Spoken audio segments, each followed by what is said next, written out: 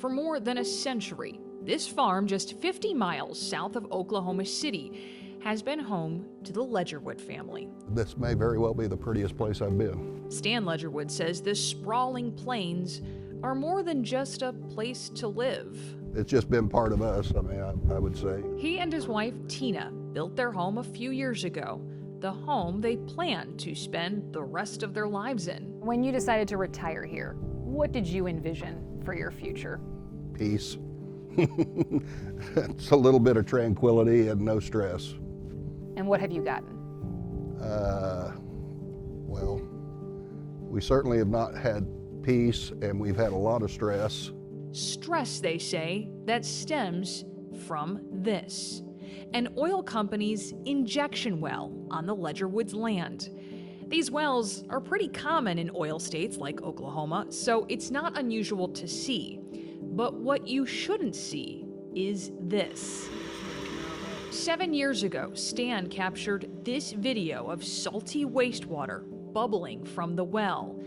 Then the following year came news Stan and Tina were dreading. The well contaminated their land. Lab testing shows high levels of chloride in the soil, about 12 times higher than the acceptable amount. But the contamination didn't stop in the ground. We get a call in 2018, March 2018, saying don't drink the water. And then we don't have water to drink for a little over a year. Stan says they bought clean water to drink, but had to use the contaminated water for everything else. We had to use it for household needs, but it was caustic, I guess you would call it, enough that it would rust stainless steel, and toddlers' hands would get very chapped. We don't know what we bathed in for years, so it's just really sad and frustrating.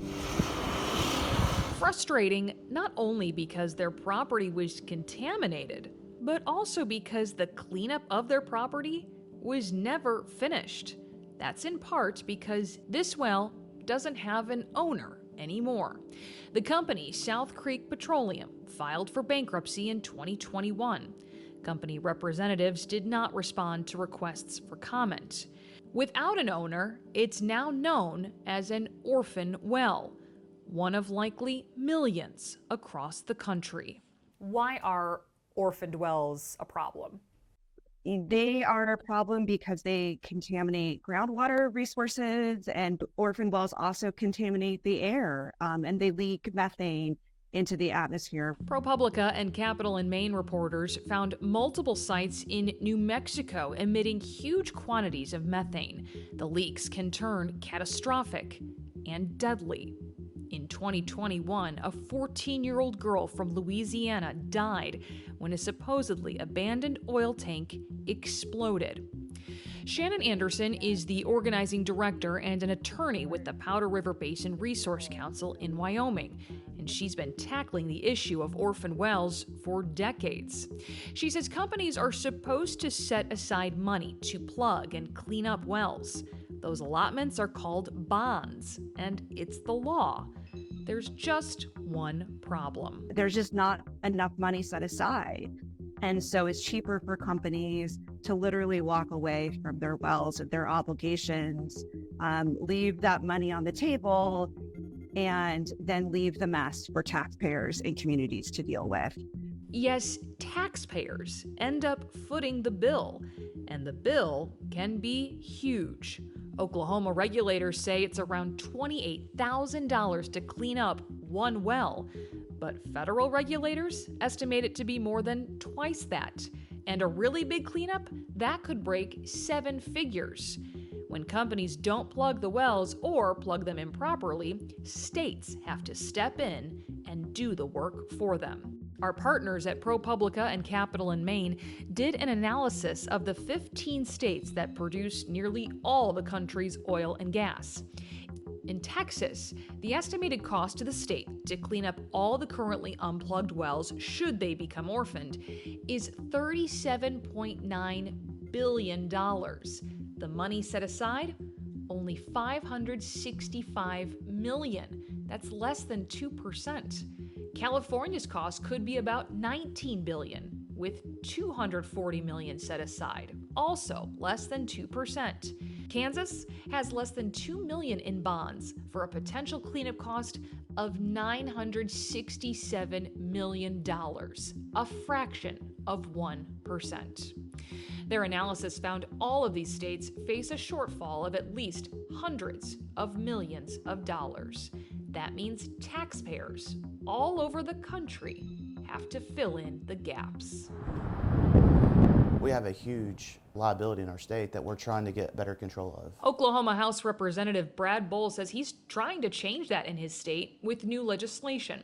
Currently in Oklahoma, companies only need to guarantee $25,000, whether they have one well or 1,000. Bohl says he wants to move to a tiered system that would look like this. The more you own, the more you pay. Companies owning 101 or more wells would set aside $150,000 in bonds. Is $150,000 sufficient enough to cover any potential costs? Well, it's not. As you know, if just doing the math, if it's $20,000 average per well to plug, and you have 100 wells, that's what, $2 million. And so a $150,000 bond isn't going to cover the $2 million. But it's a lot better than a $25,000 bond. Or at least it would have been. 2 months after our interview, Bohl's bill died in the Senate. Anderson says the change we need to see in these oil-producing states can't happen without lawmakers. It's a huge loophole that's being exploited lawfully by companies across the country. The American Petroleum Institute is the industry's major trade group. It declined an on-camera interview, but provided a statement saying in part that it supports policies for bonds that protect taxpayers, adding, "We are continuing to work with policymakers to advance balanced regulations that enhance safety, sustainability, and environmental stewardship." But Anderson says that remains to be seen. This is the most profitable industry in the world. It has tremendous political power, and it has successfully used that political power to keep this problem a problem. And we need, folks around the country to start really caring about this issue and supporting regulators that are holding the industry accountable. Accountability is exactly what the Ledgerwoods are waiting for. I never dreamed that 7 years later we would still be struggling with this. The land that's been in their family for more than a century, they've had to sell most of it, 200 out of 230 acres, to fund a legal battle trying to get their farm cleaned up. A fight Stan says has already cost them hundreds of thousands of dollars in legal fees, and one they fear they are unlikely to win. A victim of crime, at least the state stands up for them. And here you're just on your own. No one's standing up for you. No.